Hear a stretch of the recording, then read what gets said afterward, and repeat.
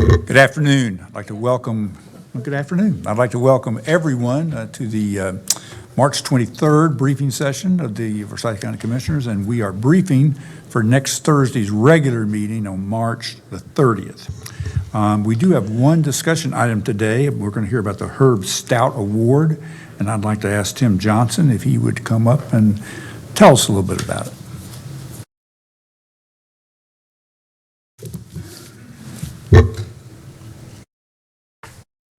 Good afternoon, and thank you, Mr. Chair and members of the board, for the opportunity to bring you some good news.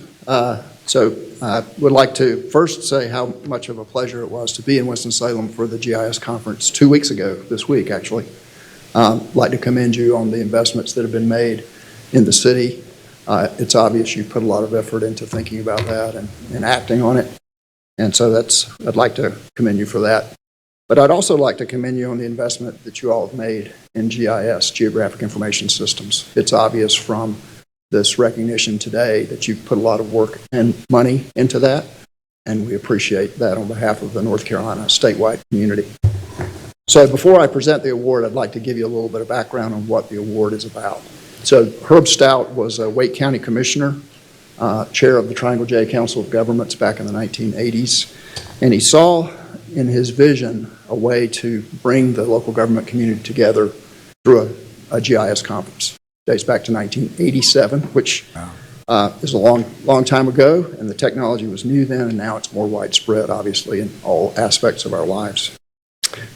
He felt strongly about the need to communicate successes, communicate issues with each other, and he was the impetus for creating the conference back in the 1980s.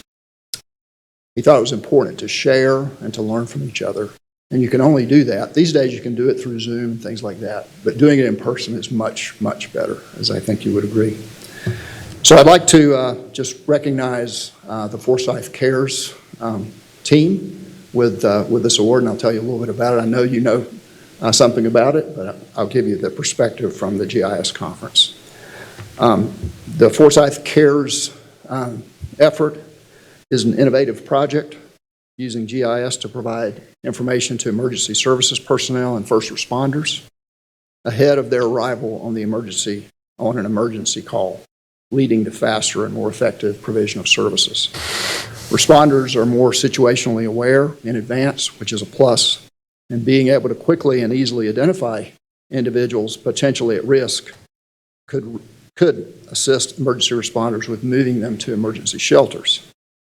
The awards committee immediately saw how effective this kind of tool would be in their communities and spoke about wanting to replicate what you've done here in Forsyth County, the town of Kernersville, and the city of Winston-Salem in their own communities.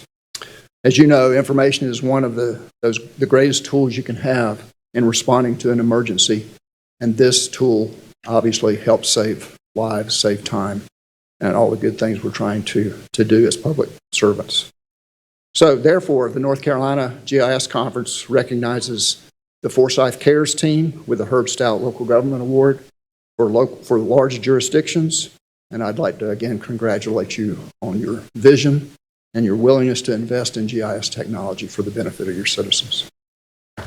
So would like to ask the team to come forward, and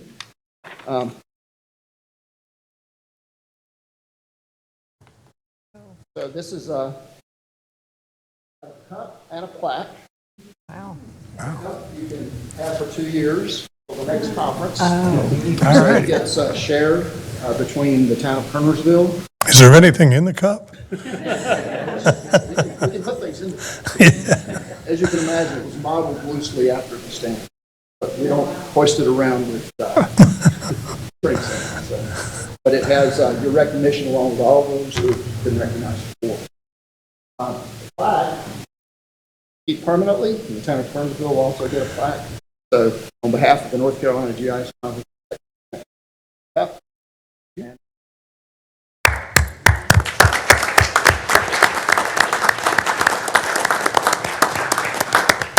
If I may, Mr. Chairman, the board, my name is Jason Clodfelter. I'm the GIS coordinator with MAP Forsyth, and it's just an honor to be a part of this team. As you well know, any good, successful project is not just one person or one department. And as evidenced by the folks standing behind me, this is a representation of that. So I'd like to recognize the folks that are with me today as part of this team. First, Detective Dave Mundy with the Town of Kernersville Police. He is the one that conceptualized this entire idea. We also have Will Moore, GIS analyst with Map Forsyth, making a lot of the magic happen on the back end to secure the data and get the data to the communication centers as appropriate. Ms. Jessica Lowe from Forsyth County Emergency Services 911 Center. She actually came up with the name Forsyth Cares and the project name and acronym. And then Ashley Conrad, Forsyth County Sheriff's Office Communication Center as well. A couple folks not present with us, Lieutenant Michael Hudak from the Sheriff's Office, and Martha Hicks, who is City of Winston-Salem Police Communications, and Grant Madron, City of Winston-Salem Public Safety IT. So as you can see, multi-agency, multi-jurisdictional effort to help provide services to the citizens of Forsyth County. So I want to thank you guys for your support of the employees of Forsyth County, your commitment to continuing education and funding the training and that type of thing. That's critical for us as the technology is rapidly changing. So we thank you for that. Thank you also to the manager's office, Mr. Watts, Ms. Robinson, and Mr. Sanders Pratt. Since the inception of Map Forsyth, they have been champions for us, and we greatly appreciate your support. Thank you very much.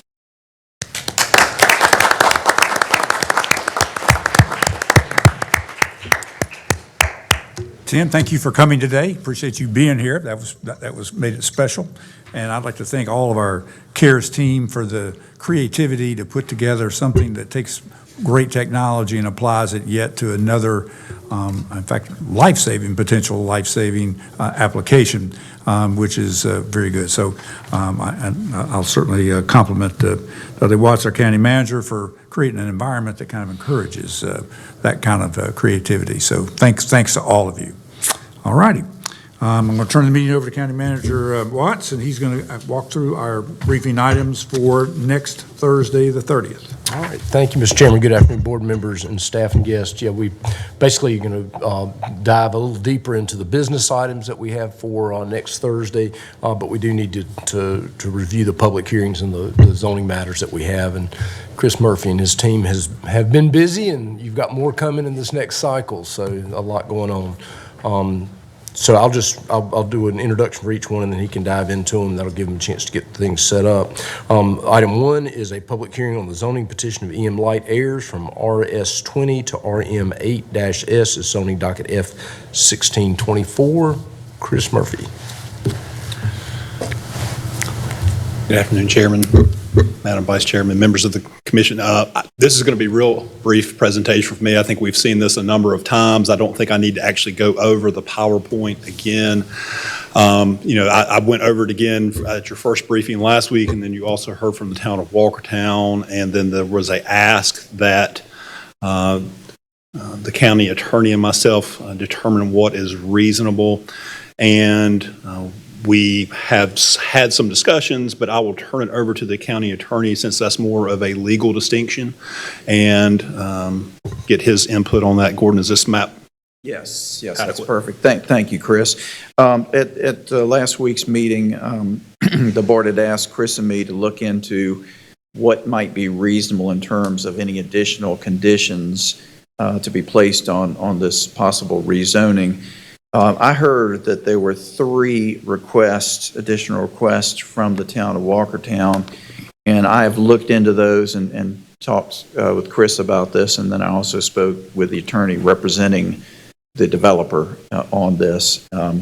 Any condition would have to be agreed upon by the developer to be a part of the rezoning petition. Obviously, whether it's agreed upon or not, you, the board, will have the determination as to whether you want to approve the rezoning. So going through those, the first request was to dedicate a right-of-way of property, which is across 66 from the subject property. If you look at the map that Chris has put up, you see how on the left side, it's instead of being a rectangle, there's a cutoff there where 66 is. Directly across 66 is a triangular piece of property, and that on the right side of that is Route 66. On the left side is a little loop road called Old 66 Circle. Old 66 Circle serves about 20 properties. And so what the request of the town of Walkertown was to change that. So instead of going directly north, it would cut through that triangle and would align with an entrance to this new property. So in looking at that to determine whether that was a reasonable request, first, that is not the property that is being purchased by the developer. So it would be an additional property they'd have to purchase. And second, it only serves about 20 properties, so it does not seem to be reasonable to request them to purchase additional property and have it dedicated for a road, which would take away that additional property, to just change the road that only serves a few properties. So that was the first request. The second request was to realign the sidewalk, which is on that same diagonal line there on the edge of 66. What has been proposed is that a sidewalk would be built by the developers. It would be just outside the right-of-way because, as we've discussed, it's very likely that at some point 66 will be widened to account for additional traffic. And so the developer does not want to build a sidewalk that will then be torn up. So their proposal was to build it just outside of the right-of-way, but there would still be interconnectivity because there would still be a sidewalk there. The request from the town of Walkertown was that this new sidewalk align with a sidewalk which is to be built on the property directly to the northwest. And apparently that sidewalk will be built within the right-of-way or closer to the road. To me, it doesn't really make any difference where the sidewalk is built because the border between those two properties is a road. And so no matter where the sidewalks go, a pedestrian will have to cross the road. And so it doesn't seem that there would be any purpose of building a sidewalk in a right-of-way, which may very likely have to be torn up in a few years when the road is abandoned. And I don't understand the concept of them lining up because you're going to have to cross the road anyhow. So that was the second point. The third point, the third request was to commit to a certain length of turn lanes. There is already in there, there's a condition that there be turn lanes from both directions into the new development. The length of those turn lanes will have to be approved by the North Carolina Department of Transportation. And so they will look at whatever data they have before them, which very likely could include the engineering report that Walkertown submitted. And DOT will decide based on their expertise what the length of that turn lane should be. And depending on what happens between now and when they make that decision, it could increase or it could change. What the attorney for the developer has offered to do as an additional condition is they are willing to commit to a 15% increase over whatever the North Carolina DOT recommends. So for example, if the North Carolina DOT said we need 100 feet, they would commit to building 115 feet. And so that does seem to be a reasonable condition, and they have agreed to that. I'm happy to answer any questions you have. I have one comment on the second condition on the sidewalk alignment. The sidewalk in question in that northwest property adjacent to this site, it shows a sidewalk, but I'm sure that's just a rendition. That sidewalk's not yet built, correct? I'll let Chris respond. That may be a property line. Is there a sidewalk there, Chris? I mean, it looks like there's a little white sort of. That's the property line. Okay, that's the property line. Yeah, if you notice, there's a triangular piece that's directly adjacent to this. That's where the Baton dentist office is going to go, and then there's another parcel beside of that. So those are actually property.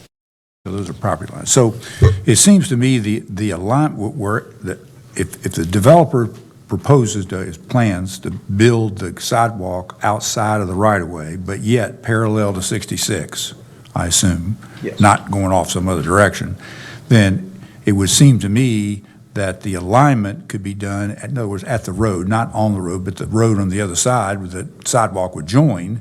It would seem to me that that would be pretty easy to do for the new sidewalk built on that Walkertown side property, and that the alignment could occur. Seems to me that the developer's sidewalk's going to be built first, and the alignment would come when the second sidewalk was built, and you could align it easily. So alignment doesn't need to be, the alignment applies to the other properties on that northwest adjacent properties.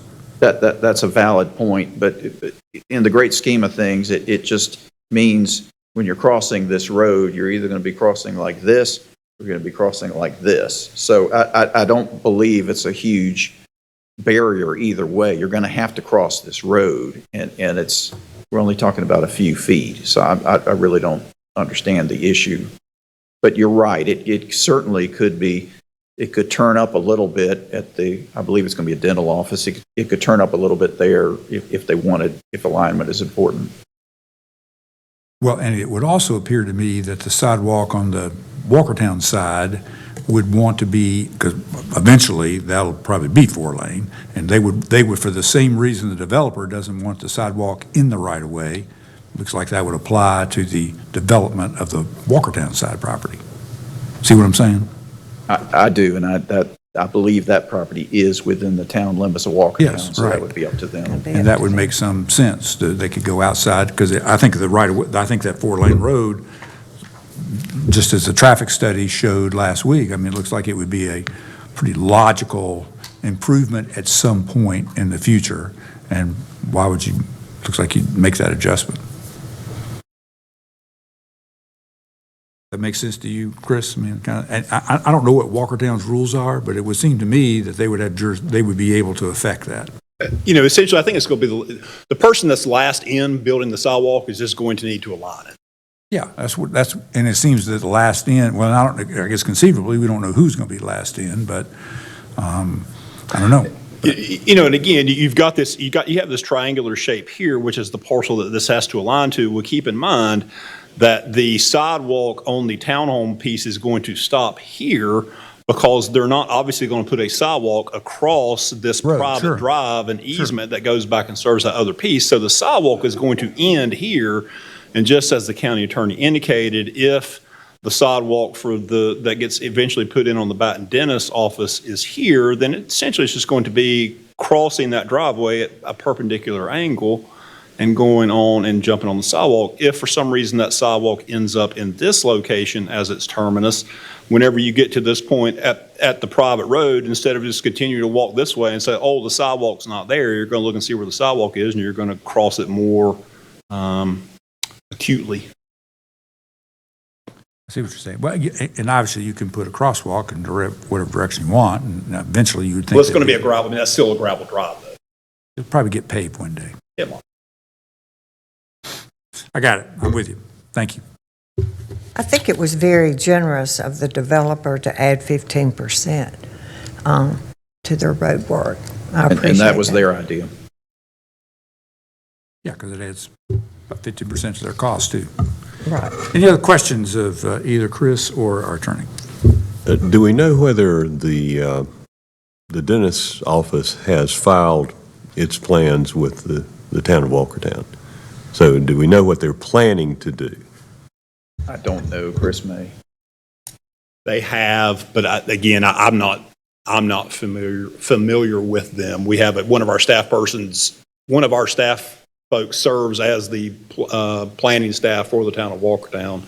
And so it comes through our review process, but I myself have not seen it, so I can't say exactly how it aligns. It may not make any difference to the outcome of this case, but if you can get a copy of that for us to be aware of for future reference, thank you.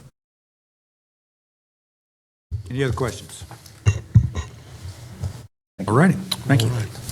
All right, agenda item 2 is a public hearing and consideration of a special use permit requested by David and Betty Lawson for a land clearing and inert debris landfill and bar area. It's F1627.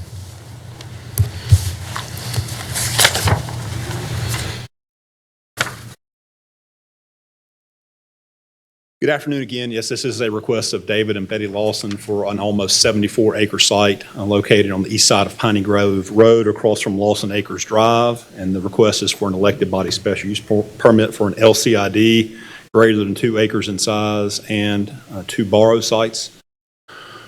Mr. County Attorney, do you want to go over the special use permit process again, or? Okay. I'm not going to go over it again. I will say, as we said last week, it would be based on sworn testimony. The one thing I wanted to add, I hope everyone will be present here next week, but in our remote meeting policy, it states that you can only participate in a quasi-judicial hearing, which this is if you're physically present, because there's testimony that's heard and witnesses testifying. So I just wanted to make sure everybody was aware of that. If for some reason a commissioner needs to participate remotely, they won't be able to participate in this particular hearing. Thank you. So with that, I'll go into a little more detail on the case. This is the subject property shown on the countywide Legacy Growth Management Area Plan. It's located within Growth Management Area 5 there along one of the tributaries to Blues Lake. Again, on the east side of Piney Grove Road. This is the subject property highlighted in yellow. Again, on the east side of Piney Grove Road, you see Blues Creek there on the east side of the subject property.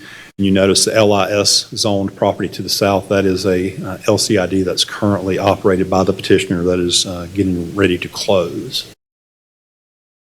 Subject property shown on the countywide aerial imagery. You see most of the site is currently vegetated. This is looking east across Piney Grove Road towards the entrance to the subject property. This is looking west from the entrance across Piney Grove Road. This is looking north along Piney Grove Road. The entrance is further to the north. You see the sign there in the along the right-hand side of the road there. And this is looking south along Piney Grove Road. Again, the site is to the left. This is the site plan. It does show the haul road and the stormwater management erosion control devices that will be installed. It does show several areas for borrow sites, and it does show kind of a phased plan within the middle of the site where the LCID is planned to be located.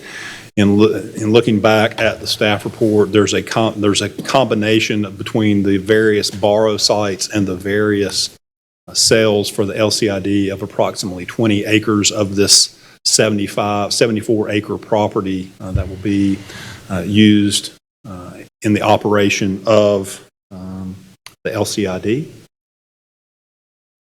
This is just the site plan area showing where some stockpiles will be close to Piney Grove Road.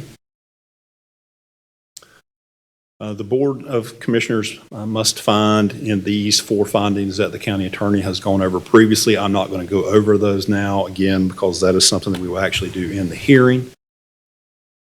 The action that is needed is for an LCID is permitted in the RS40 zoning district with the issuance of a special use permit from the elected body following a site plan review by the planning board.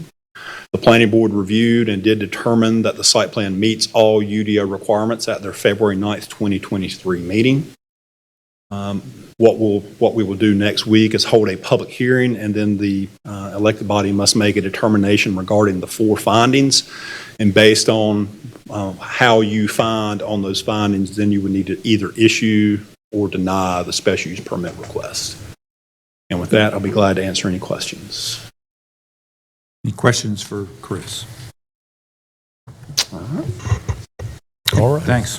All right, agenda item 3 is a public hearing on an ordinance amendment proposed by Planning and Development Services staff to amend chapters 5 and 11 of the Unified Development Ordinance to add use-specific standards for pesticide, fertilizer, and other agricultural chemical manufacturing, explosives, and pyrotechnics manufacturing. It's UDO CC 17. Turn it over to Chris. And this is what I'm not going to do a lot of additional background and information on, since we have discussed it several times over the last 2 months. I will just say that based on some concerns that were voiced at the first briefing related to the inclusion of battery manufacturing in the planning board recommended version, staff included an alternative version that eliminated battery manufacturing from the text amendment.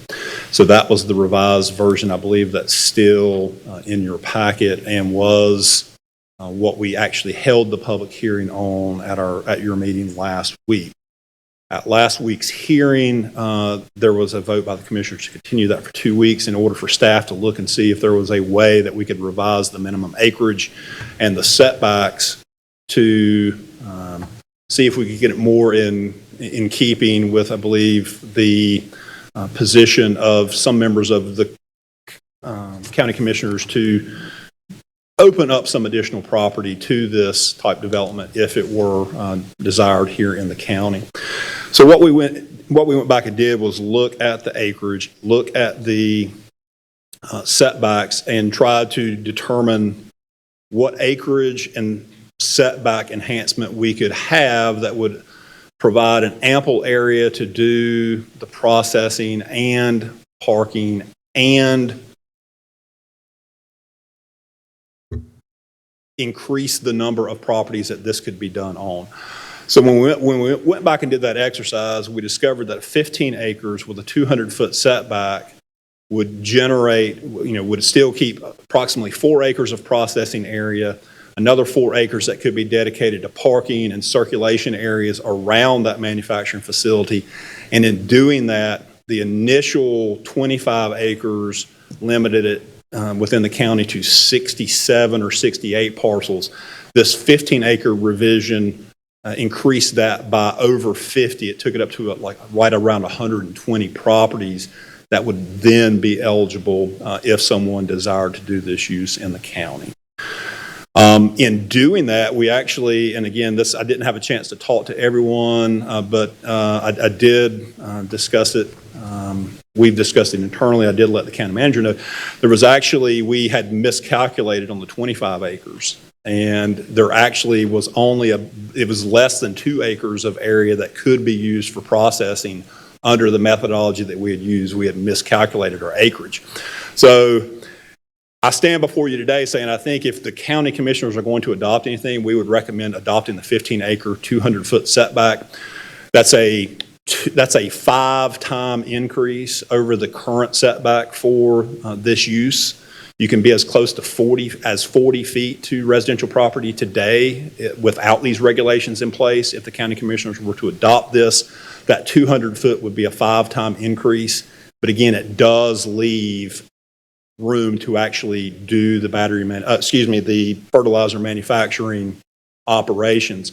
More than likely, what's going to happen is we would probably go back to the city and increase the acreage within the city and go to a higher acreage, and or perhaps convince them to remove battery manufacturing so that we have a Winston-Salem, Forsyth County competitive, I don't want to say advantage, but basically where you can do battery manufacturing in the city and the county the same way, and just hold the regulations for fertilizer in the city the way it is. I know that was long-winded, but I wanted to kind of provide some context to where we are. So again, today you have 2 versions, one that's 25 acres and 400 feet that only apply to pesticide, chemical, agricultural chemical manufacturing, and pyrotechnics. And then you have a version that also only applies to those industries, but it's 15 acres and a 200-foot setback. And with that, I'll be glad to answer any questions. I will just show you, this is the map. And I know those numbers are hard to see, but if you zoom in, what is in green are the properties, and again, that total does equal 120 parcels within Forsyth County's zoning jurisdiction, where the 15-acre would be eligible. Does staff need to know which versions we agree to today, or can we wait until next week? I'll defer to both the commissioners and the county manager. I mean, at the end of the day, again, I think I'm prepared to present it similar to the way that I did today, but if the county commissioners feel that the 15-acre is the viable option, and I think it is from a usability standpoint, again, I'll defer to the board. Any pleasure to whether have one or just leave it and do both next time, and the hearing people could comment on either one or the other if they wanted to, if there were any votes. And I do believe, when again, I don't know whether, did we close the public hearing last time? We did not, okay. So I'm fine with leaving them both, but I mean, I'm also fine with a 15, if it's easier, whatever pleasure is. If we can have both for us, that gives us the broadest option. And does not predispose us toward either one. Certainly does not predispose us toward the 25-acre minimum. Everyone fine with having both options available? I'm okay. Okay. All right. We're good. Both options available next week. All right. All right. Agenda item 4 is a public hearing on an ordinance amendment proposed by Planning and Development Services staff to amend Chapter 9 of the Unified Development Ordinances to alleviate off-street parking requirements for restaurants in growth management areas 1 and 2. It's UDO CC 19. Chris Murphy. Seems to be my show again. It is. This is a request to amend Chapter 9 nonconformities of the UDO to revise off-street parking requirements for restaurant uses in older buildings within GMAs 1 and 2. Just a little bit of a reminder on the background. In 2006, UDO 160 was approved by both the city and the county, which did provide greater flexibility for changes of use in older non-residential buildings. These provisions allow changes of use to occur in buildings constructed prior to 1968 in the county and 1988 in the city without requirements for additional off-street parking. Again, that's within GMAs 1 and 2. Only restaurant uses were still required to comply with the current UDO parking standards or seek an elected body special use permit. These uses were excluded from the parking provisions for older buildings due to concerns regarding insufficient off-street parking that could create overflow of vehicles onto adjoining neighborhood streets. As far as analysis, many businesses in GMAs 1 and 2 are located within older structures that are non-conforming to off-street parking requirements because they were sometimes built before cars, and sometimes and almost always built before the rise in prevalence of automobiles. Since 2006, there have been 7 special use permits, all within the city, that have been requested for restaurant parking exemptions. All were approved. 4 of those 7 parking exemptions have occurred since August of 2020, showing an increased interest in reusing commercial sites within the urban core of the city, because again, that's where they have been. All 7 of the special use permit requests have been approved by City Council. The proposed text amendment revises the UDO to remove the requirement for an elected body special use permit for a reduction in required off-street parking for restaurant uses in older commercial buildings. Any existing parking on site must be retained. The proposed language will simplify the approval process for applicants to establish restaurant uses in GMAs 1 and 2, which could promote more adaptive reuse of existing buildings. And again, staff does not anticipate any negative impacts. This was heard by the Planning Board at their November 10th, 2022 public hearing. There were no speakers in opposition, and the Planning Board did vote 8-1 to recommend approval of this request. This was adopted by City Council in February of 2023. You can see where those various special use permits were approved within the city.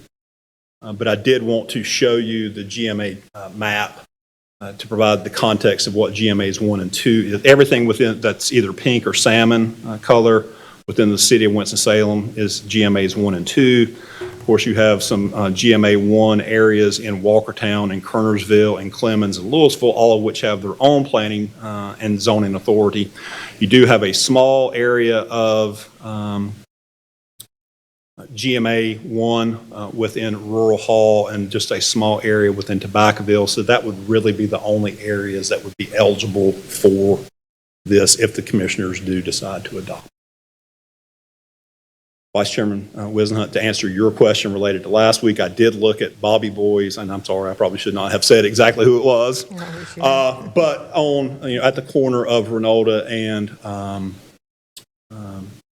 Robin Hood, and they actually meet the parking requirement. I think they're just so successful. They have more customers than they have parking available. But I have asked our DOT staff to take a look at the area where they're parking up on the shoulder and creating a mud hole, and asking if there's a way they can kind of address that. So Thank you. I did want to make sure to let you know I did look into that. Now you get me in trouble because Well, and again, I'm sorry, I should not have said the name, but again, we all acknowledge there's a reason why there are a lot of cars there, and that's because it's good. So anyway, with that, I'm glad to answer any questions. Questions for Chris?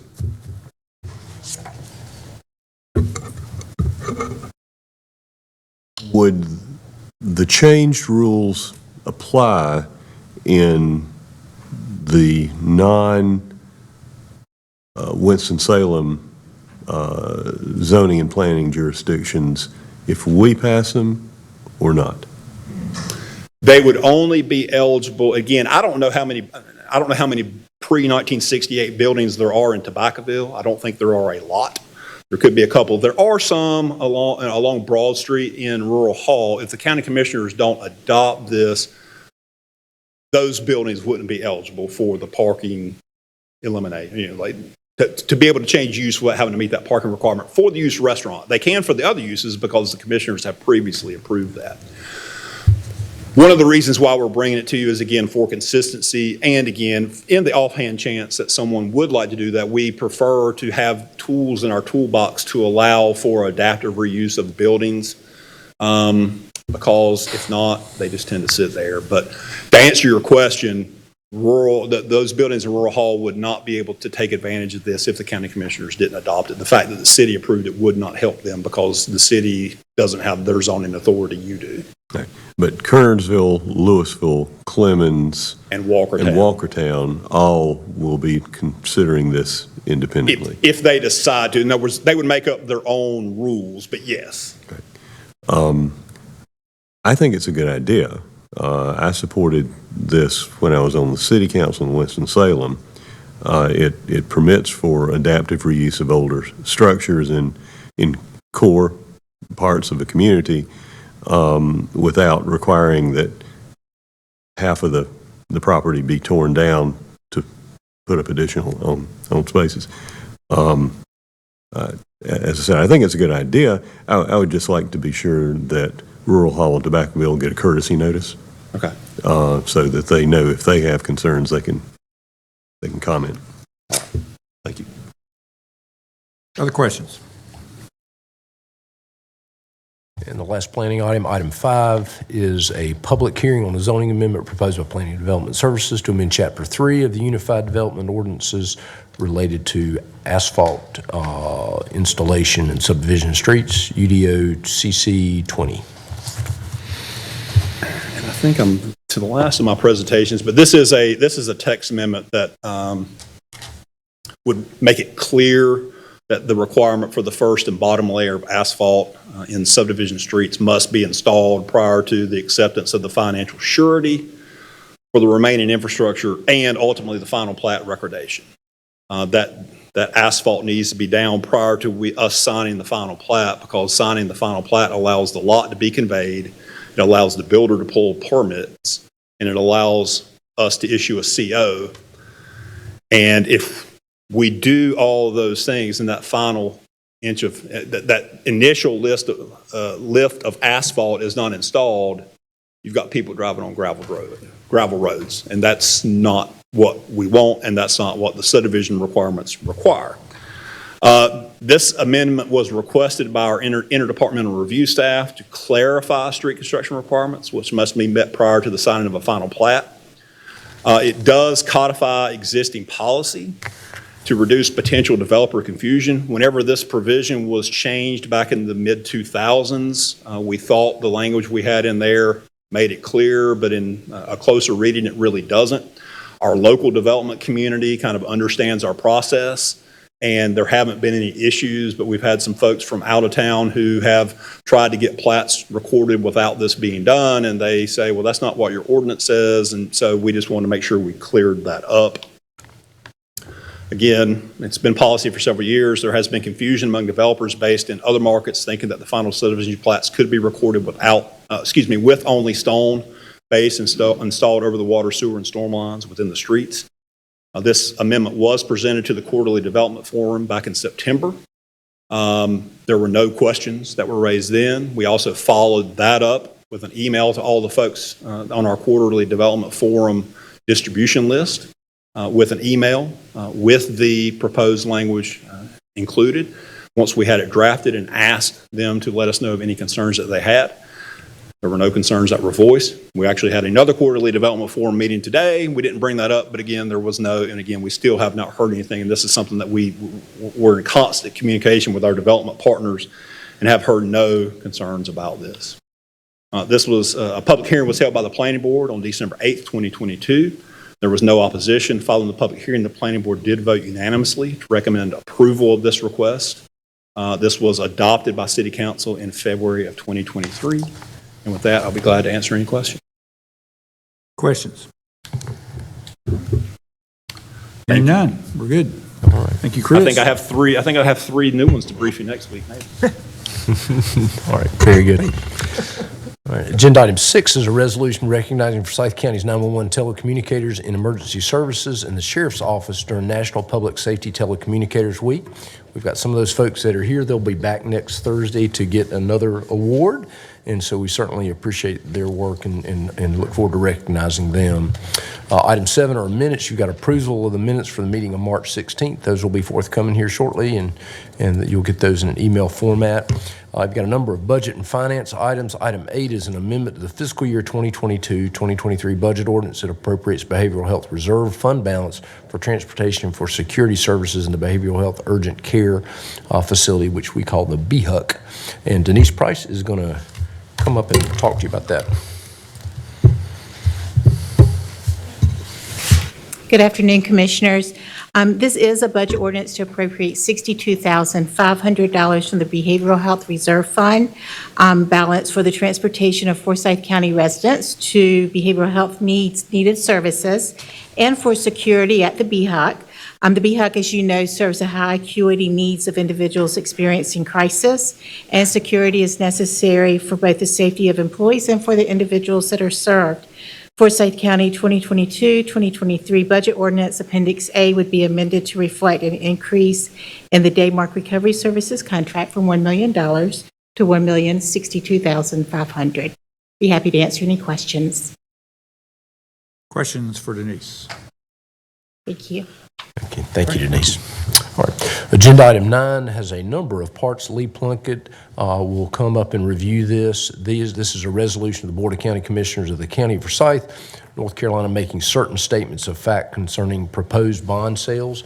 We've had a lot of conversations around this strategy, and so this is sort of the first step for the bond issuance that we will have in this kind of program period that we have this year. So I'll turn it over to Lee Plunkett. Good afternoon, Commissioners. Before you now are multiple agenda items related to our upcoming general obligation bond sale that we have discussed most recently in the winter work session. And from that session, we have moved forward with a financial plan that calls for the selling of the 2/3 bonds available to you all as a county in the total of $29.22 million. The additional capacity is being provided to the schools for their projects that have been delayed due to inflationary pressures. Excuse me. So the actions that you would potentially take with these items at the upcoming March 30th meeting will officially kick off the sale process for our bonds. So the first item before you, 9A, is informally called the Findings Resolution. And in this resolution, the board is making certain statements of fact, and that is about all the proposed bonds that are getting ready to be sold. This provides the required information needed by the local government commission to help them review our application to sell those bonds. So as you know, the fourth and final tranche of the 2016 referendum bonds will be sold as well, but because those have already been approved, there will be no action needed until the next meeting, which will be April 20th, where more bond actions will be on that meeting. So this resolution states the amount and purpose of the two-thirds bonds that you're considering issuing. So $22.92 million will be for schools, of which $8.5 million of the funds will fund the biennial capital maintenance program, and then the remainder going towards the additional capacity you're going to be providing the schools as a part of the new financial plan. $2.3 million will be for Forsyth Tech capital maintenance, $2 million for Parks and Rec capital maintenance, and $2 million for general county capital maintenance. This statement of fact also includes general findings that the bonds satisfy the requirements of a sound financing enabled by proper debt, budgetary, and fiscal management policies that you all have adopted.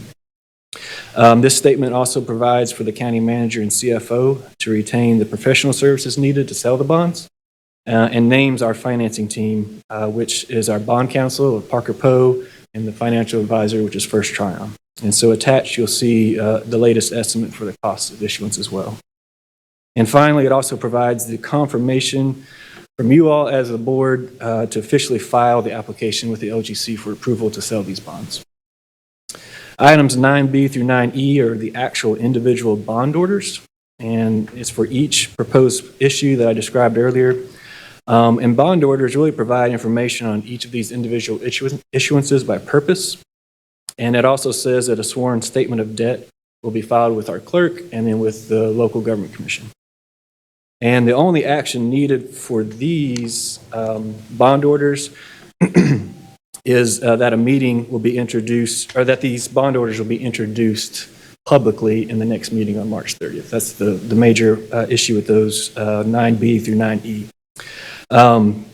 And so that brings us to our final item, which is 9F, and this is the resolution that calls for the public hearing, which will be held on April 20th. And it directs the clerk to publish the notice of the public hearing in our local newspapers, along with each bond order. And finally, it directs the CFO to file a sworn statement of debt and a statement of disclosure with the clerk and the local government commission, which both are required by statute. And so all these items, again, there's a lot that are before you, but they essentially just kickstart the sale process. And just quickly to review, the financial plan, this is it in a nutshell. So you can see in our 2023 general obligation bond, there are two series, the 2023A and the 2023B. So the 2023A are two-thirds bonds. And so we have four different purposes: schools, Forsyth Tech, Parks and Rec, and then just general county.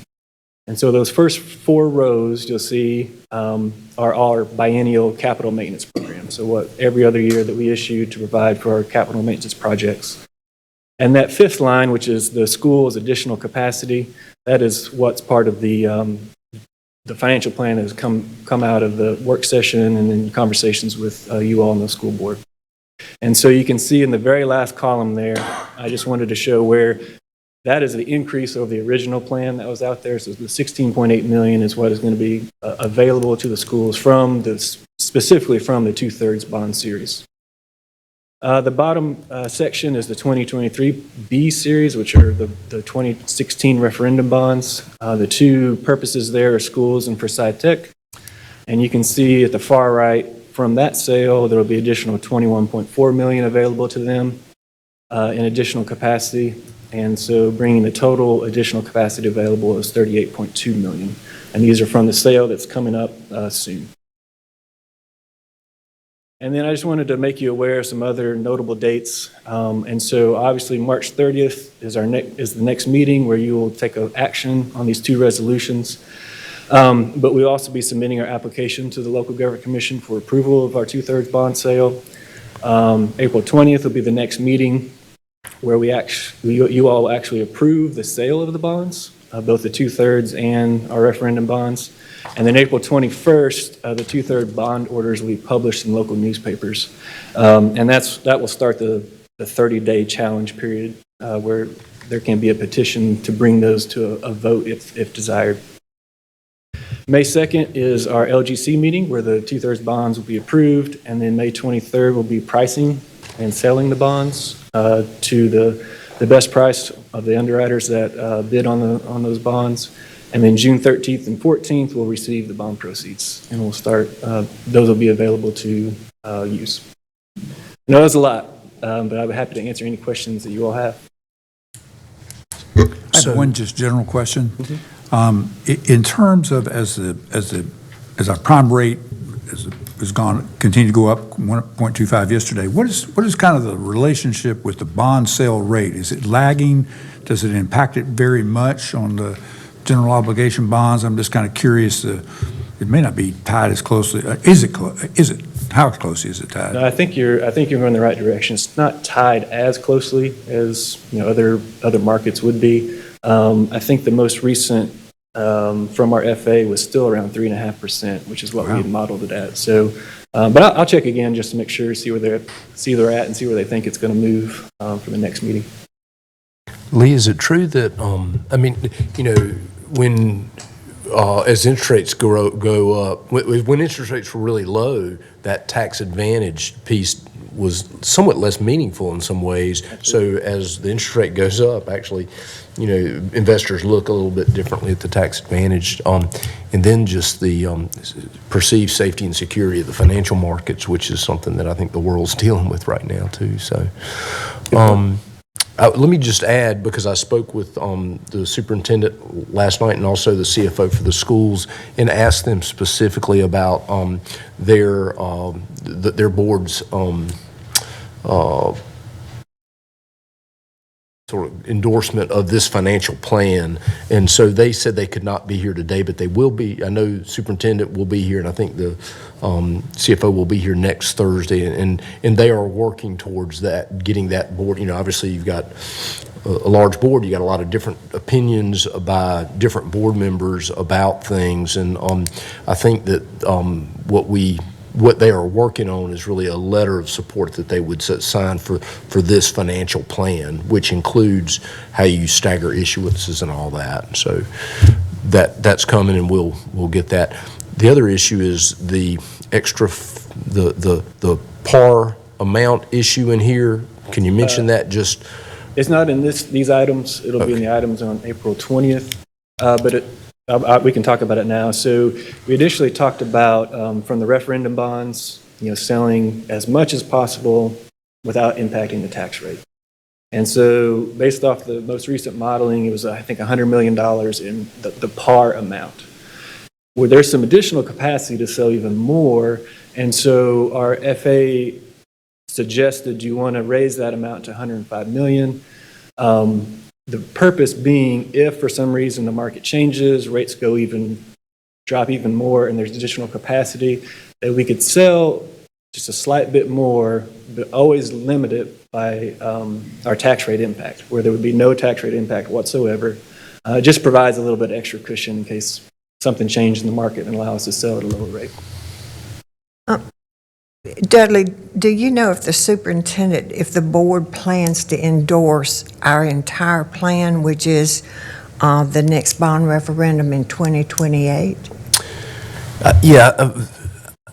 Words matter, as you all know, and so I think endorsing it from a financial plan perspective, I'm hopeful that language seems better than saying absolutes that we are not going to bring you something or will bring you something at a different time.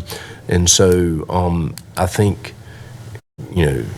collapsing it into endorsement of a financial plan. Obviously, if things go haywire and something changes, then you maybe have to re-examine the financial plan. But I'm hopeful they'll be able to get good support from that. Well, that's very important to me. If I choose to support the first part of this plan, it's dependent on their agreement also on the bond referendum.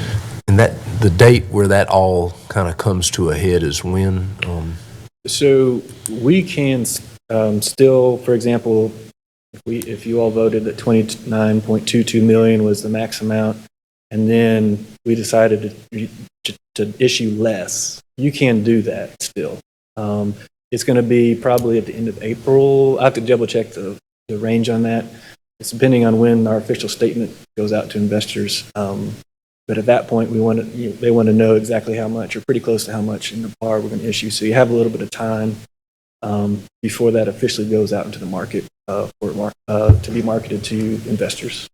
And I think the key is they owe us a lot of information around facilities, condition of facilities. They're doing their facility condition assessment. They've got enrollment factors to consider in that. So, I think there'll be sort of a continual conversation as that information comes and we can get that. So we really, in April, we will have a morning session, and maybe that morning session needs to include the most current information from them about their facility assessment piece.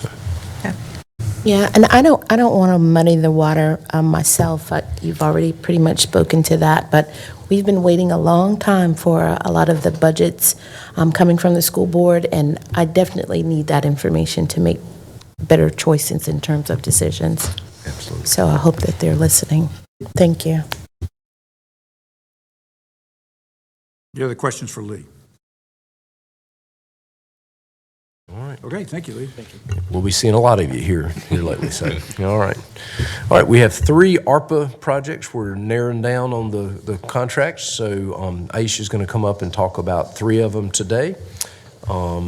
Item 10 is a resolution approving execution of an agreement with Work Family Resource Center Incorporated. It supports new licensed family child care homes with American Rescue Plan Act funds. And I'll turn it over to Aisha.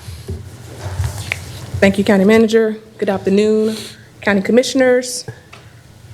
Work Family Resource Center. This agenda item will provide ARPA funding to Work Family Resource Center, Inc.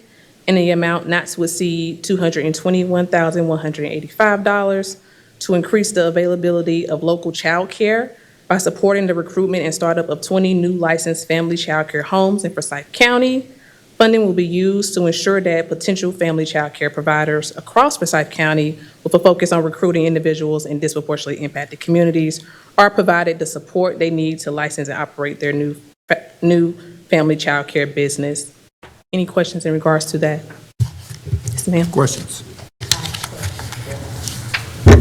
Are there any expectations that these new, ideally licensed family child care homes would be in alignment with the pre-K priority expectations of trying to make sure there's universal consensus in Forsyth County around how we are setting standards for pre-K? That's a great question, and I'm not sure, but I could follow up with that. Because I know that's kind of one of the major challenges in, really any community, making sure that there is a standard that's preparing pre-K to come into K-12. Yeah, I would not like to waste the opportunity to make sure that those folk that this organization is bringing in are not familiar with what those our standards are. Okay. Well, I can at least speak to the Workforce Family Center. They were very involved in the pre-K and basically the year-long study that produced the plan for pre-K, basically evaluation and really equity across all pre-Ks. So I know that they're very aware of that, and what they're really trying to do here is get some childcare capabilities that are not, these are not 6-hour-a-day programs. These are not pre-K centers. These are childcare centers in for a shorter homes. period of time. Yeah, it's really capacity issues. Actually, somebody behind us that might have a... Program Director, Family Resource Center. We do work with our licensed family child care programs on quality and on the quality of programming that they are providing for the children in their care. We are very familiar with and do the professional development for this pre-K priority project in private childcare centers that will be participating in that program. So we know those standards. We have coaches that work specifically with our licensed family childcare. What we typically do is as we bring the individuals in, start these new businesses, then there is a lot of just the basic licensing and running a business that they need to get under their belt. And as they do that, then we work with them on their star rating, and then we work with them on curriculum, and we work with them on building on the quality that they can provide to the families that they are providing care for. This particular project, as Mr. Martin spoke to, is really about building capacity of childcare, licensed childcare in our community, because right now, when families are trying to get back to work, they are frequently running into waiting lists. There's just not enough care in licensed programming in the county to meet the need.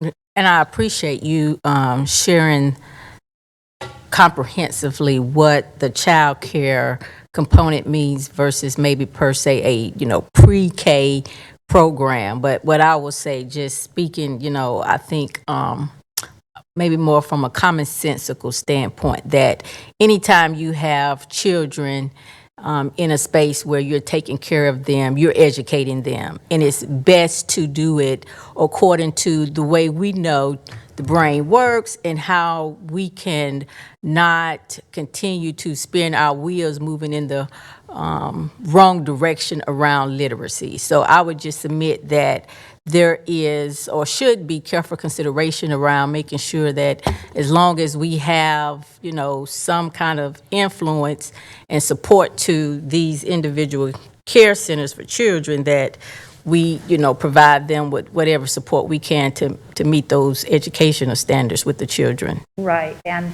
our intent with this is that as we bring these new individuals in and we help them become a licensed caregiver, that they will continue to work with our organization, with our coaches, on the various types of professional development that we have available for them. And that really does grow their ability and their understanding of the children's development and how to best meet those developmental needs with young children. And so as these new 20 individuals become licensed and start their new business, they will continue over time to work with our coaches. And those coaches go in and they're on site with them. They help model behaviors for them. They help to introduce curriculum and ways of utilizing curriculum with a multi-age classroom, and continue to help those individuals grow in their understanding and ability to meet the developmental needs of children. Thank you. Great. Short question. I thought I recalled that there was the Work Family Resource was rebranding as Child Care Resource Center. We are Work Family Resource Center doing business as Child Care Resource Center. Okay, thank you. I just wanted to make sure I I wasn't. think I even confused. said workforce, and I said it wrong too. Thank you. Any other questions? Good, thank you. Agenda item 11 is a resolution approving execution of an agreement with CARE, doing business as Delicious by Shireen, to provide workforce development training to refugee women with American Rescue Plan Act funds. Aisha. Thank you. This agenda item will provide ARPA funding to CARE, operating as Delicious by Shireen, in the amount not to exceed $25,000 to train and empower 4 to 8 additional Forsyth County refugee women in English as a second language, in personal financial management and budgeting, communication skills, and civics and government, to help them prepare to become lawful citizens and independent entrepreneurs. Any questions in regards to that? Any questions? Yep. One question, and if I have missed reading this, I apologize. Refugee has a legal term of art meaning, and I didn't know if it was being used in that context here. The legal term for refugee? Refugee, yes. Oh, that one, no clue. I know these are women that are not English-speaking women. But other than that, I do not know the definition that they're using for refugee. Basically, there's a national program to assist people who are admitted as refugees in that specific legal category, Okay. which is active here in the Triad. And it's entirely, it's entirely likely that they could be talking about in this particular program, assisting folks who have been settled in Forsyth as a part of that refugee resettlement program. So is your question asking, is these individuals a part of that program as well? I would be interested to know. I don't think it's dispositive on whether this is a good program or not. Okay. But it would provide information in terms of explaining who was benefiting from a particular program. Do you know the name of that program? It's Refugee Resettlement Program. I'm trying to remember the Triad area It's global, affiliate. yeah. World Relief. World Relief, Triad. Thank you. I will And we could check have on that it. maybe by next week, we get that answered, and I agree, that'd be helpful to know. Yeah, every one of these went through a legal compliance piece of it, and so I think the question was probably addressed there to make sure that we were using federal funds appropriately for folks who had legal work status. So we'll definitely double check that piece and make that connection. Sure. I mean, there are other categories of legal immigrants who are sometimes referred to as shorthand refugees, but that's the colloquial reference is broader than the specific reference, and so if the relevance here, for example, would be if I'm telling people about a new program. Do I tell them it applies specifically to this, particular group, or to, several groups of legally, resident immigrants? So, thank you. Look at that. No problem. I will make sure I have that information before the meeting. Thank you. Good. Any other questions in regards to Delicious by Shireen or CARE? All right. Item 12 is a resolution approving execution of an agreement with Hands On Northwest North Carolina for nonprofit training and support with American Rescue Plan Act funds. Aisha. So this agenda item will provide ARPA funding to Hands On Northwest North Carolina in the amount not to exceed $63,810 to underwrite spaces for 50 unduplicated small grassroots or medium-sized nonprofits working with vulnerable populations, which include low-income, marginalized, and under-resourced communities, to attend either their Women's Emerging Leaders Program or the Volunteer Engagement Training Program that they have. Both programs will be offered in 2023 and 2024 and market specifically to small grassroots and medium-sized nonprofits. Any questions in regards to that one? Any questions?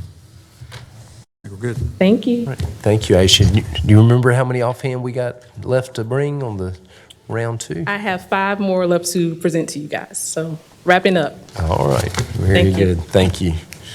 All right, we have some contract matters. Item 13 is a resolution authorizing the execution of a contract between Forsyth County and McNaughton, a division of Broad Art Company, for leased books. And I think Laura Luck and Scott Bullock and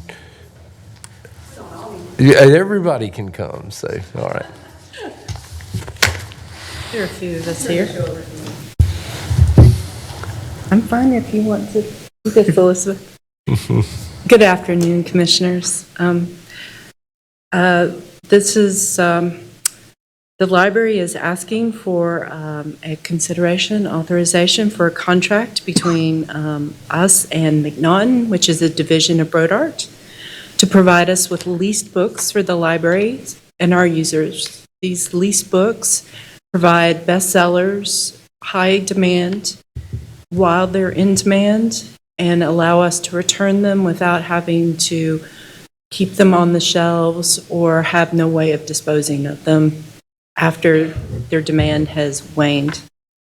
The contract is for $236,577.24 with tax. It's $221,100 without tax, which has not gone up since 2020. Yeah, the last increase was fiscal year 2020. This will be consistent with those prices. The original quote that we received was for the $236,000. That's why it's listed here. We met earlier this week with Brodart, and turned out that the person who provided us the quote was fairly new and inexperienced, and they included tax in that quoted price to us. So when we remove that tax, the actual contract will be quoted at the same price we have for the last 2 years, which is $1,000. This contract was a planned expenditure for the fiscal year 23, and the funds are available. I have two quick questions.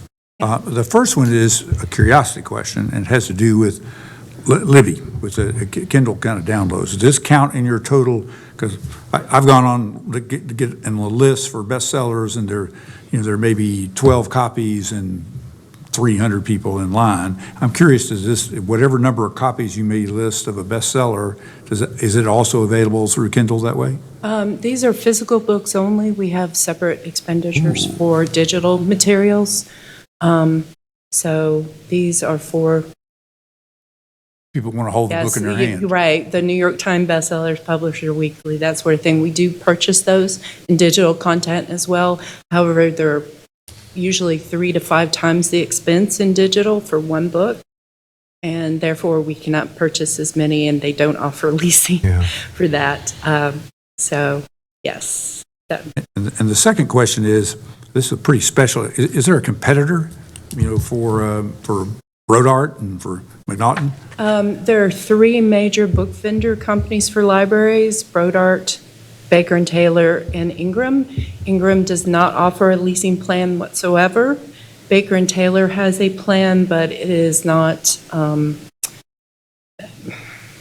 it's like comparing apples to oranges. It doesn't exactly lease. What they do is they sell you the books, and then they offer a chance for a second contractor to buy the books off you if they want them. Yeah. So our strategy going into this year is to, I think this is a 1-year deal. So dive into it and actually, it's a different kind of bid. It's really a service, and so basically take a look at that marketplace here in the fall. And so we're just really continuing what we've done the last couple of years. We did look at it in that broad fashion several years ago, and so made a decision to do that one more time, and then this year we'll take another look at it. So you'll see it back this time next year probably. Okay, other questions? It is, one thing that I had learned through that whole thing is it is odd and does not completely follow that the digital book would be more expensive. And that has always baffled me It's personally. the way publishers get their money. Yeah. It's crazy that the digital piece would That be more simple. expensive, but.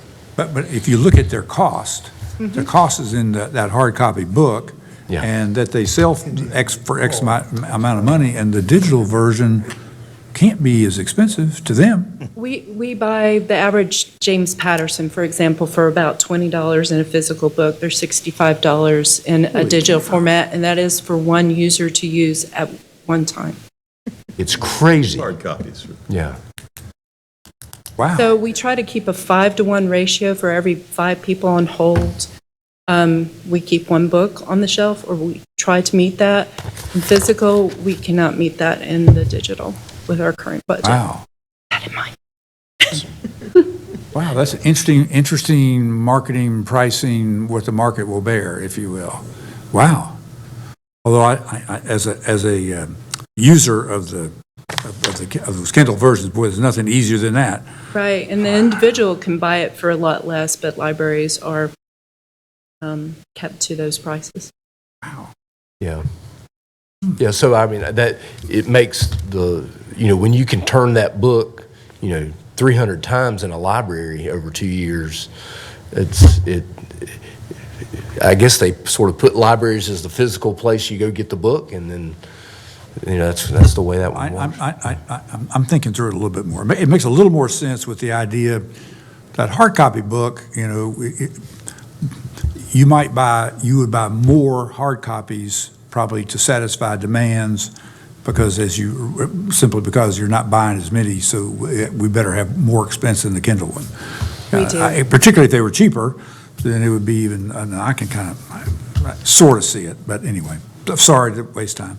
Any other questions? I'm sorry, go ahead, please.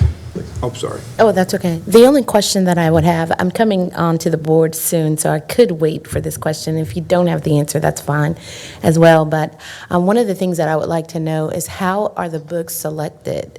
Like who selects, like what division? That's me. Okay, fair enough. That's why I'm up here talking to you. However, I do consult with all the librarians in the system for their wants and needs for their customers. It also depends on what Brodart or any of the companies would allow as a leased book, because that's usually just high-volume bestsellers, not just any book on a bookstore shelf. I will say that you've done a great job. I take my grandbaby often to the libraries, so we go to each one so that she can have that experience. And I've seen various books, so I appreciate you having a it's a group effort. section. Pardon me? It's a group effort. Librarians throughout the system do a fantastic job. Okay, thank you. For whatever it's worth, while I increasingly feel like an escapee from Jurassic Park, in my dedication to holding a book in my hands and subscribing to a daily paper in print version, there, especially in the book department, there is something to be said for being able to have the physical book. I have to spend more than enough time staring at a screen for work every day. I don't want to do that. When I've got I agree. I've got a book to read. I thought I got to where I couldn't read a regular holding book with my eyesight, and I could read the Kindle, and boy, it opened the door, and I was amazed how easy I adjusted to that, because I used to be just like you. I think if you try it, surprisingly enough, it's pretty easy. I'll try to get more. What was that again? The print book is not dead. Our circulation numbers are. Well, that's good. Well, that's good. All right. Sorry, we got off on our personal reading preferences, but anyway, it's good. Thank you. Appreciate the report and being here. Options are good, right? That's right. Good. Just a reminder, we love our libraries, so that's right. Thank you all for making them great. Item 14 is a resolution authorizing the execution of an amendment to an agreement between Forsyth County and Vanguard Professional Staffing Incorporated for temporary child welfare staff. Krista Smith. Good afternoon, Commissioners. This is a request for an amendment to a contract that we have with Vanguard Professional Staffing Incorporated. The amendment would increase the contract by $26,000 to a not-to-exceed amount of $75,000 just through the end of this fiscal year, so through June 30th, 2023. The agreement includes 50% in federal funding and 50% in county funding. To let you guys know, we are using these staff. They are a specialty staffing service, and they provide pre-service trained child welfare social workers to us. We were relatively certain that we were going to need to ask you guys for a sole source exemption, but we did a kind of a scan of the industry anyway, and checked with the resource company, did a search online for social work staffing agencies, and so that's kind of where we came up with this list. Checked with PPS Professional Staffing, Jobel Staffing, TRC Staffing Services. All of them said they did not offer temporary social work assignments. They were placement services. They could provide us with referrals for our job openings. And we checked with Randstad Staffing, and they did not return a request for an informal quote. So at this point, we are requesting permission from the Board of Commissioners for a sole source exemption. Let's see. I think that's all I have to share with you guys, but I'm available for any questions that you have.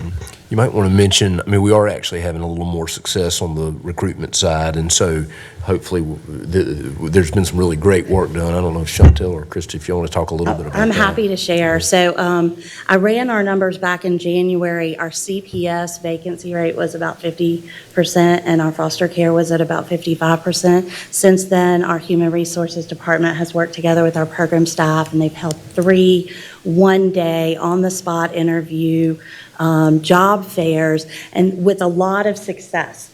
The downside is that we're bringing on people that do need to go off to that pre-service training, and it's 3 weeks of training, and this is happening across the state. The state provides this training, and so those trainings are just kind of maxed out. So we have some people that we're bringing on board. They're able to help us with some tasks, but they aren't able to actually do child welfare work until they come back from that training. Yeah, that really did strike me when I read that, because it sounds to me like, I assume this is DHHS, the Department of Health and Human Services, providing the training. Correct. To have to wait 4 to 5 months to get critical training on a new employee is causing us to spend a whole lot more money when we would not have to if these trainings were more available. And it would seem to me, is this training not online? So during COVID, they kind of converted to online for most everything. They've really gone back to classroom as the primary source of this training, but they are offering it kind of hybrid. So a few days of the 3-week training is offered virtually now, but they are back in the classroom. Well, that's kind of really unacceptable. That's just not, here we're in a crisis across the state. Absolutely. A 6-month wait, we're struggling to hire social workers to meet a demand. We're out here hiring temporary workers with specialty, credentials to come and work for us. And not only are we hiring them, we're now going to spend $75,000 more to get through this year. And yet we've been able to hire some people, and we have a backlog because we can't get 3 weeks of training accomplished in less than 6 months. Does that strike anybody as a little ridiculous? It's a challenge for sure. I appreciate the challenge versus ridiculous, but any other questions? I'll be quiet. I do, Chairman. So with all of the challenges that you're having, don't mean to add an additional one, and you probably don't know this one either, but when they were hired with DSS, was there some type of, with HR, was there some type of an agreement that they would need to stay for a year, 2 years, 5 years after they've received our training and commitment? I can answer that question. No, ma'am, there is none. The training through the state is free as far as I'm aware, but there is no sort of agreement for employees that they have to stay. So is that not something that we should be thinking through in the future? We've done that for some areas, for EMT training that we've paid for. We've done that on the BLET side for law enforcement and detention. We can't, there's nothing that they're paying, so we're not necessarily losing out.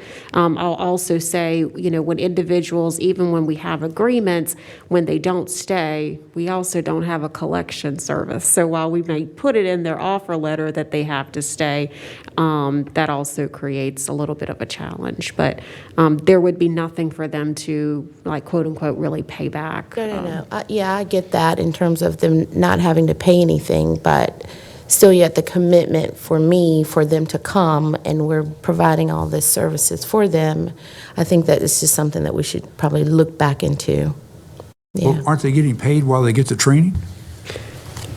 Yeah. And aren't we paying? Absolutely. They're getting a paycheck. That is correct. Trained. So that's a loss of productivity and time and et cetera. We made an investment. We've waited 6 months for it. I think that those That is fair. I will say it is my understanding the state has opened up more trainings, so we should not be waiting 6 months anymore. Still not as quickly as we would like. And also trying to get more trainings here locally. I know our DSS director has been working with them to see if they could start offering more pre-service trainings even here in Forsyth County, where we would be a regional hub for people. So there is some progress, or at least some ask out in that area. The other thing I will say is even with that, we would still need Vanguard. Our vacancies are still really high. So regardless of the training issue, we still have quite a few. But the on-the-spot interviews and hiring has helped. In January, we hired 15 social workers, February 7, and last week 10. So we're making some progress, but we also have to do a good job on the retention side, keeping the people that we have. And I know that Krista and team are working hard on that. Perfect. Thank you. Yeah, that's what I'm looking for, the retainment piece. Other I've questions? seen a lot. It's going back and forth. Thank you. Okay, thank you. Thank you. Kristen. All right, item 15 is a resolution authorizing execution of a change order to Contract Business Solutions, Inc. for furniture for the new courthouse project. Damon. Thank you, Mr. Manager and Chairman and Commissioners. So item before you is a resolution authorizing execution of a change order with Contract Business Solutions for additional furniture for the courthouse project. On December 15th, the board adopted a resolution awarding a contract to Contract Business Solutions for $1,283,388.74. And at the time of that bidding and award, a design for the clerk of court estates had not been finalized. So after significant review and discussion with the clerk of court, it was determined that the government center was not a suitable location for estates. We were going to separate their estates division here, but there were adjacencies that they needed and the money transfers that didn't work by putting it in this facility. So we ended up putting it in the courthouse, which is why this furniture plan was later. So following completion of the design, a cost proposal was solicited from Contract Business Solutions to provide the additional furniture for 16 staff. The cost proposal also included credits for conference tables, which were deleted from the project on the 4th and 5th floors. So those tables were deleted because one of the rooms is turned into a remote video conferencing room, so they're using built-ins in that room. And then another one is a back-of-house space for the clerk of court, so they won't need a conference table there. Contract Business Solutions submitted a change order request in the amount of $16,969.46, but increased their total contract amount to $1,300,358.20. I'll be glad to answer any questions you might have. How long will it be before we can go into the courthouse with our cameras and take a picture of all of that material in the completed courthouse? So they hope to be done with their construction piece before we go in and see what's wrong with it, early summer. I'm just trying to get you to tell me when it's available, the whole thing. So we're going to punch it, and we expect to get a new building. So if there are issues with it, we're going to make sure those are resolved first. So there are 2 periods of time that work well for the court system to move, but they're basically not having court for a week. And so the one that will fit is in October. So likely that's when we'll actually move in everything in October. But we'll This start coming punching October? it. This That's coming right. October? That's right. Oh, gosh, that's exciting. I'll just say I'm extremely disappointed that the clerk of court made the decision not to keep a division here in the courthouse, in the government center. So there were some adjacencies that they talked about with their staff that made it inconvenient, but It was I register convenient for citizens. I'll second that, too. I agree. I'm disappointed, too. I think it's a very convenient space, personally. Any other questions for Damon? Thanks, Damon. All right. Agenda item 16 is a resolution consenting to the execution of a sublease agreement between Partners Health Management and Daymark Recovery Services Incorporated for county-owned property at 650 Highland Avenue, and Kirby Robinson will review. Thank you, sir. Good afternoon, Mr. Chairman and Board. Appreciate the opportunity to bring this to you today. The board is probably aware there are 3 tenant organizations in the Highland Avenue Center that's located at 650 Highland Avenue. You have Daymark Recovery Services, occupies the vast majority of the facility. You have what we call the clinic, which is essentially Novant. I think it's called Forsyth Community on the contract. And then you have Partners. A couple weeks ago, the board authorized a lease of the social services facility to Partners, which allows them to move from the Highland Avenue Center over to DSS for a temporary period of time. This consent allows a portion of Daymark to move into that partner suite, and that makes way for the planned renovations at the Highland Avenue Center. So the sublease is consistent with the terms the board originally approved for partners at the space. I'm happy to answer any questions the board has. Questions for Kirby? All right. Thank you. Thank you, Kirby. All right, you've got a number of appointments, items 17 through 27. Those will close or closed, I guess. They closed Monday. Okay, so we'll get all those in front of you. And then item 28 is an ordinance. It's an ordinance revising Chapter 6 of the Forsyth County Code entitled Animals. And our animal expert, Damon Sanders Pratt, is going to review this. Who, by the way, does not have a cat or a dog, but... Hey, Damon. I used to. Used to. All right. We just got at the Plyler household a 10-week-old little Shih Tzu who thinks he is the king of the world. Just want you to know I can't wait to hear what you have to say.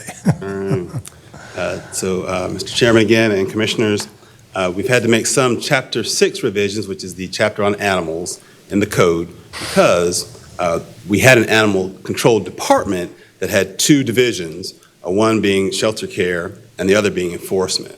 So now the enforcement division is located in the Sheriff's Department, and the shelter care division is going to be under the Health and Human Services umbrella, though I still got it.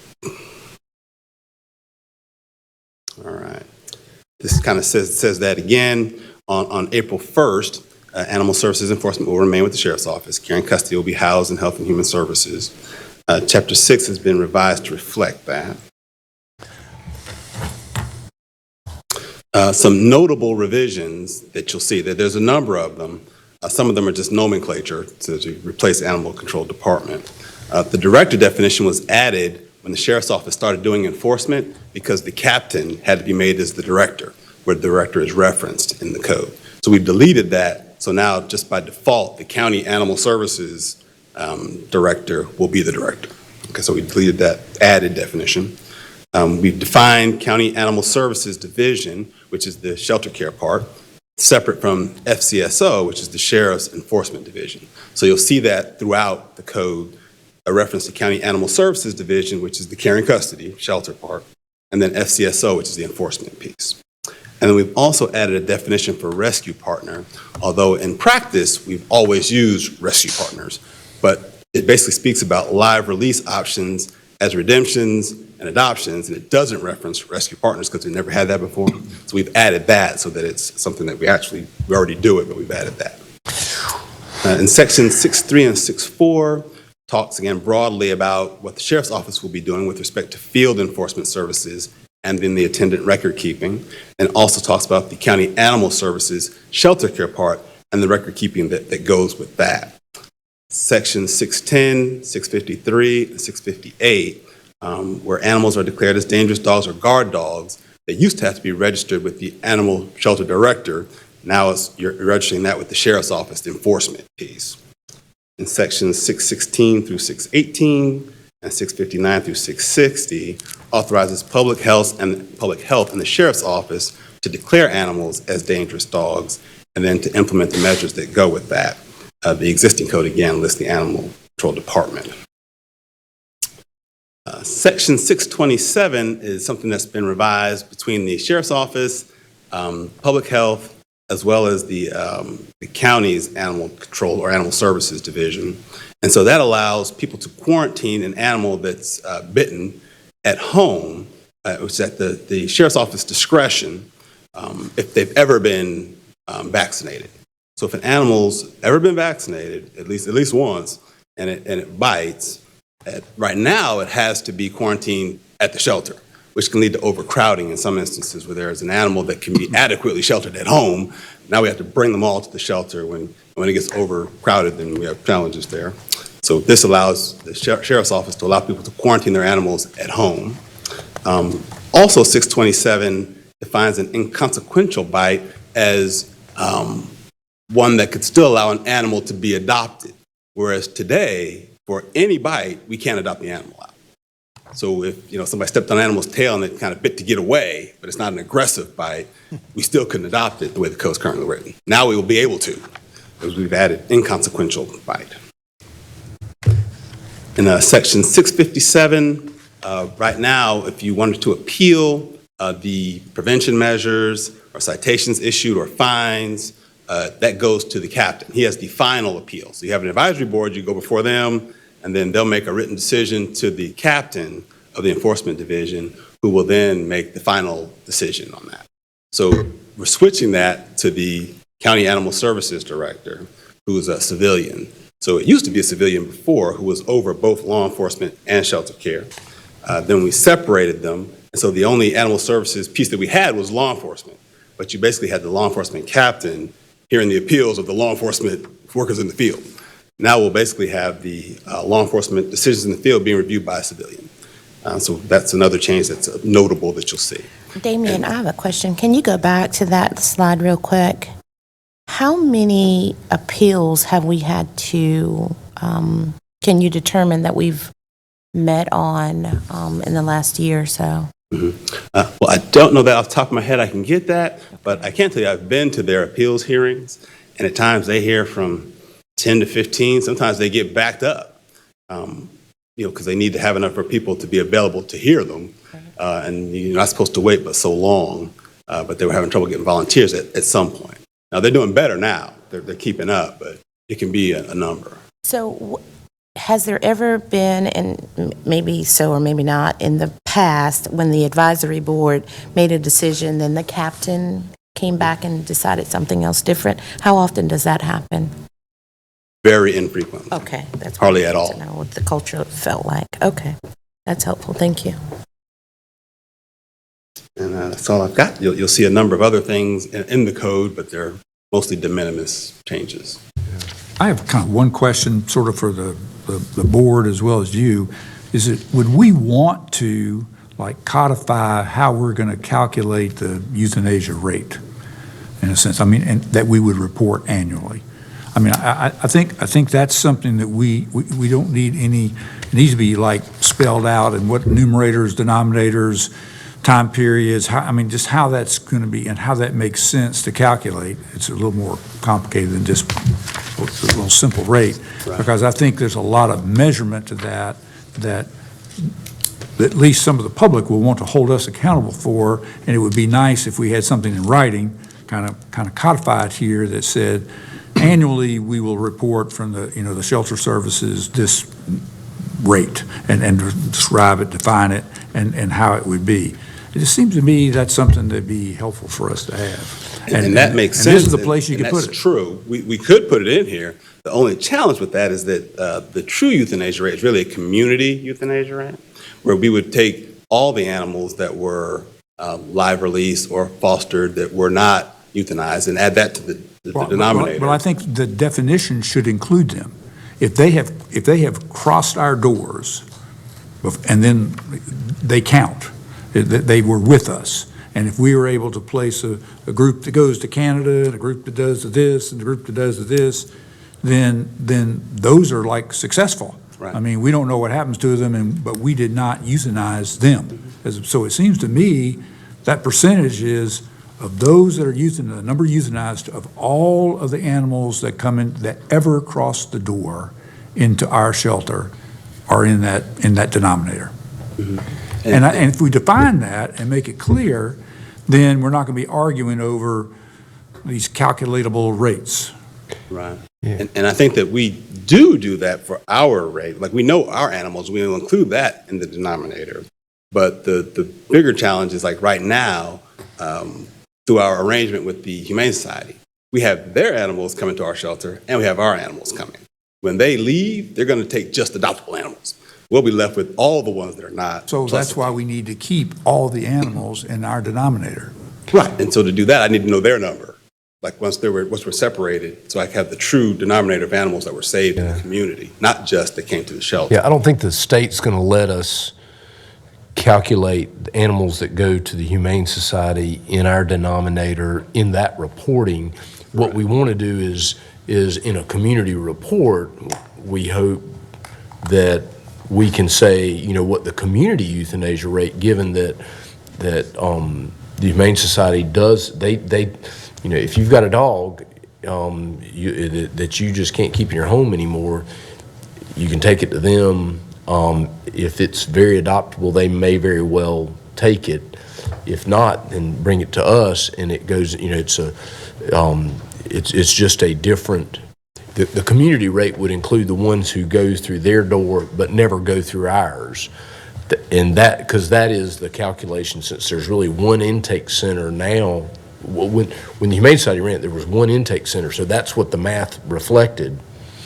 When they start accepting animals other than ours, that's where it's going to get a little more confusing. Now, the animals we ship to them will be in our denominator, but not ones that the community chooses to take. Well, for example, though, if 100 dogs are sent to Canada, which could happen, you know, well, we're not going to have any accountability on anything, so we need to count them as that they crossed our doors. What you're arguing is within the county, if another 100 dogs go to the Humane Society, then they're going to account and share with us in this community rate. Well, we receive this many, and this is what. And of course, they're not going to do the euthanasia. They're going to send them back to us anyway to do it. They don't do it, right? Yeah, they're going to. So the euthanasia rate, like our rate, we do include in the denominator animals that we transfer. So that's a category, is transfer. Okay. We do include that. You'll pick up all the animals that we are able to take to, you know, out of state or something, that come through our doors. Right. The only thing we're going to be missing is the ones that the community takes to them, that they actually in turn adopt. So there's 100% just about save rate for Orphan Forever Friends and different organizations, 100%, but we don't get credit at all for that. Does there seem to be whereas some, now we are. Does there seem to be some advantage in simply codifying what that is? Apparently, we have to report this statewide to the state. Do they have some kind of definitional issues? I'd love to see that. They probably don't have a community definition, they'll have it by facility. And, you know, the irony there is the state requires public shelters to report it, but does not require nonprofit shelters to report it at all. There's no penalty, so sometimes they don't. Well, I think animals, well, I'm assuming the state, their report title is community rate, is a community rate. Is that their title? Facility, it'd be facility. It's facility. Well, in that case, we don't, then back to what I said at the beginning, seems should work. Because the animals that go to the Humane Society never darken our doors. So. If you go directly to the Humane Society. What's this what? If you go directly to the Humane Society, like if they come to us first and we transfer them to the Humane Society, then that counts in our denominator. Yes. If you take your dog directly to them, it doesn't count in our number. And we don't care about that. That gives you your community euthanasia rate. Like right now, what you're seeing today at that 70% number, that's all the animals, not just that come to us. If they adopt 100% of their animals and we adopt 60% of our animals, if you can take the animals that went straight to them, obviously the community euthanasia rate is going to be lower. If we could pick up their animals that flow through their shelter. What we hope that Humane Society and Forever Friends and ARF empty our shelters out. Great. So we need to count the transfers in our absolutely. denominator. And I think, I'll go back to my original question, is it a good idea to capture that in this document? We can define it. We'll do this, this is how we're going to do it, and we'll report it in. Mr. Chairman, my recommendation would be that would be more properly suited to a resolution rather than an ordinance. The ordinance is the law that applies to the community as to how we handle animals. We could certainly put something like that in the ordinance, but I believe it would be better in a resolution because that is going to be a number that is going to evolve in terms of how it's calculated as we try to figure out what the best way of calculating that is. Well, then you change the ordinance. Well, and generally you don't want to be changing your ordinance too often, but that's obviously up to the board. I don't believe this can be settled this afternoon. I think this is something that needs to be talked about further with staff recommendation. We can make a run at it, yeah. Okay. Anything else? Any other questions for Damon? I have no more. All right, thanks, Damon. All right. So you got two tax administration items. They're both refunds, 29 and 30, and you'll see those. And then liquidity services operations sold asset report. That's where we actually report back to you how the sales through through our sales vendor, whose name escapes me right this minute. So anyway, so you'll see that report in there as well. And that is it, Mr. Chairman. The only other thing I have is a closed session motion. Anything else? Okay. Ready for me? All right. Need to ask the board to consider a motion to go into closed session to discuss a matter to consider the qualifications, competence, performance, character, fitness, conditions of appointment, or conditions of initial employment of an individual public officer, an employee, or prospective public officer or employee pursuant to provisions of General Statute 143, 311A6. And since there's no business to come before the board at this meeting, following the closed session, the meeting will be adjourned. Move we adjourn, Mo, and go into closed session. Second. Very good.